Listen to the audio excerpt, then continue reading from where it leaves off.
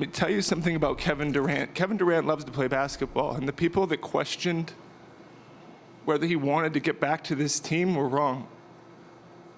And I'm not here to... He's one of the most misunderstood people. He's a good teammate. He's a good person. It's not fair. Ooh, heavy stuff from Bob Myers. One of the things I mentioned at the top of the show, guys, this could change the way fans see KD in a good way, but it's horrible. It took this, possibly, to get it to do it.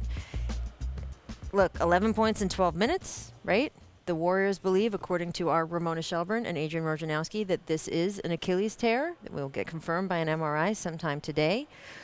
What do you think the ripple effect is among other free agents? We've kind of mentioned them throughout the show, but let's get specific. Right. Well, I think one of two things could happen here. One, there's a possibility that Kevin Durant could still not pick up his option, even though he's got a $31 million, essentially, a insurance policy, and still go into free agency.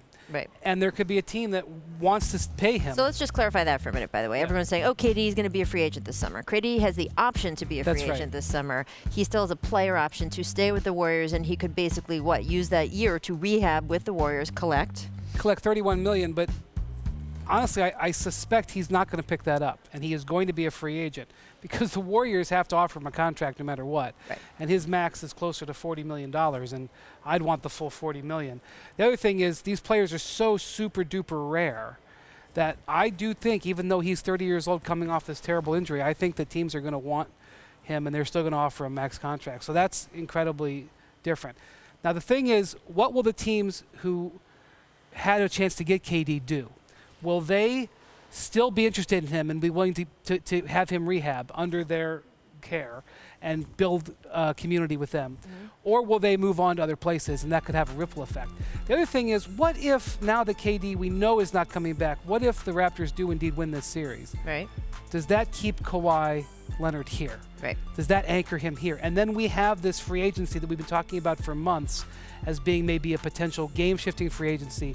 The two top guys, one of them stays put, and the other one maybe moves but doesn't play in the first year.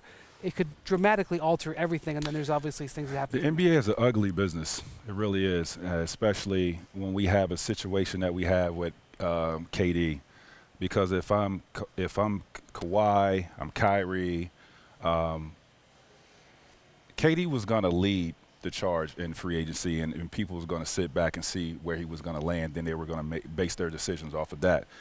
Well, now these guys can't wait, right? I mean, it's an ugly business. It's like a herd of animals just leaving the wounded and the sick behind, and they're going to have to make their decision now without knowing what KD is going to do. They're going to have to strike first, and for KD, or for other teams, I mean, he's going to be really 33 years old before he gets back on the court. And do you invest that type of money in a guy that history says he's not going to be the same basketball player? And that's just unfortunate. We just don't know if I sign KD to a 4 or a max, super max deal, whatever it is. I don't know if I'm going to get that same player again. But I think, Tracy, that teams are going to wager that he will make a he's 30 now, is that right? But so maybe a year of recovery, and then as we've seen with Paul George, as we've seen with other players, I mean, we've seen with Gordon Hayward, with a major injury, it usually takes yet another year of playing. Right, so what I'm saying is these guys can't wait around for KD to be healthy, so they don't want to sign with a team that signs KD. And it's just going to be them. All these teams with 2 max slots, you're saying to them, hey, we're going to get Kevin Durant. Don't worry, we're going to get him back. That doesn't interest me If you're Kyrie Irving or one of these other players who is possibly going to play with him, you're saying, I don't know, that's a year and a half of my career that's going to be different. 2 years. Yeah. 2 years. He had a serious foot injury before the Jones fracture that essentially cost him a season. Mm-hmm. I know he was younger. He proved he could come back. He knows how to rehab through an injury. I think there's going to be multiple teams. I don't think he's going to be dead to anyone, and I think that there are teams that are willing to do this. I expect him to sign a longer contract than he has the past few years because he wants that security. But to Tracy's point, I just don't know from other guys.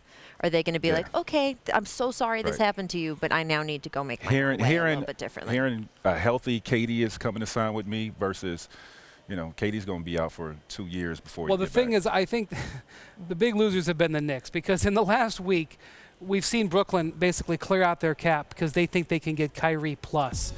Now, you know, Kevin, even if they were able to get him, they can't necessarily pair anybody. And now, how can you trade for Anthony Davis if you're not going to be able to That's pair an him with Kevin amazing Durant? cover of the Daily News, by the way. Yeah. And accurate, The, maybe. the Knicks, unfortunately, have had a terrible week, and they haven't played. Terrible week. And how do you spend all that money? Because now lesser free agents, meaning not the elite guys, those guys that are less, they become a priority now. Well, what happened with the Knicks when they were chasing overpay. LeBron James, didn't get him, and decided to give all that money to Amari Stoudemire, who was a great player when he was healthy, but who already had knee problems coming to them, couldn't get insurance because of the knee problems. You would never get insurance now on a Durant contract. No, absolutely not. And yet the Knicks ended up giving him all that money because they had to spend it. Again, advantage Lakers. If the Knicks don't feel like they're going to be able to make a major splash in the free agent market, I don't know if they can trade their number 3 pick, which means if they're not seriously going after Anthony Davis. Well, but does that mean that they go after Anthony Davis more seriously? They're one of the teams AD has said he'd sign a long-term deal with. If you don't have the KD bucket anymore,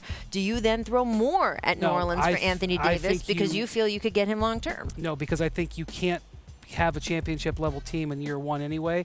So why trade your number 3 pick when you could sign him in straight-up free agency a year from now?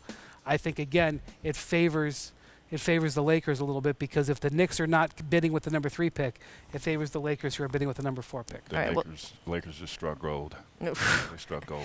And look, by the way, though, this could all change again in 2 days, because that's how this 2 hours has been working.